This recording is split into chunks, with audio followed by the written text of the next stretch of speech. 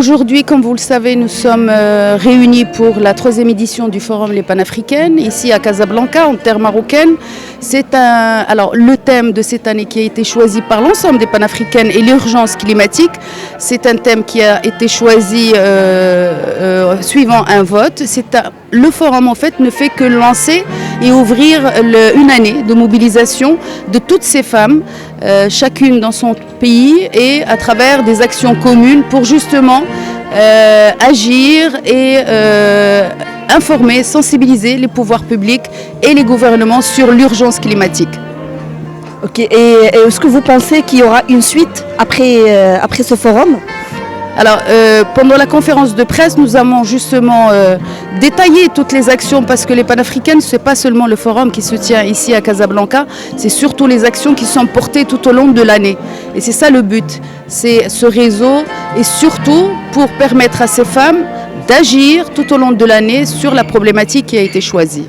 Au Bénin également, il y a urgence climatique.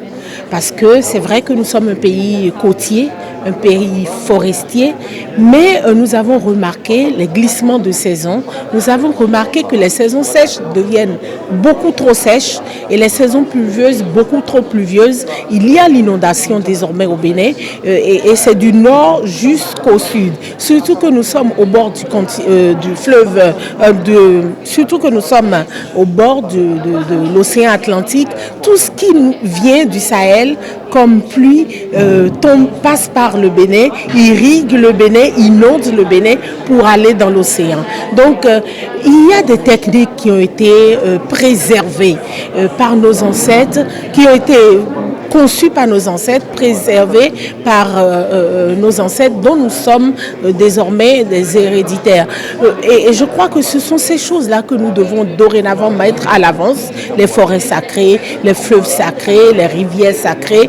Et il y a des pratiques que nous devons mettre en avant pour pouvoir sauver notre planète. Parce qu'il s'agit d'urgence, il s'agit de quelque chose d'impératif, de prioritaire, d'important, de nécessaire.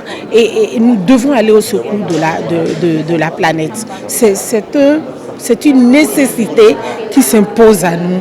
Et même dans les pays où on croit qu'il n'y a pas vraiment de problème, il y a des problèmes parce que nous ne vivons plus comme il se doit. Comme nous sommes même en train de voir disparaître des espèces de la faune et de la flore. Et nous ne pouvons pas rester les bras croisés. En tant que journalistes, nous devons prendre les devants, nous engager dans cette cause et ne pas nous enfermer dans notre bulle béninoise. Puisque nous sommes des Panafricaines, nous avons la possibilité avec ce forum, avec cette association, de voir un peu ce qui se passe dans les autres pays du continent, dans les 54 autres pays du continent, afin de partager l'information.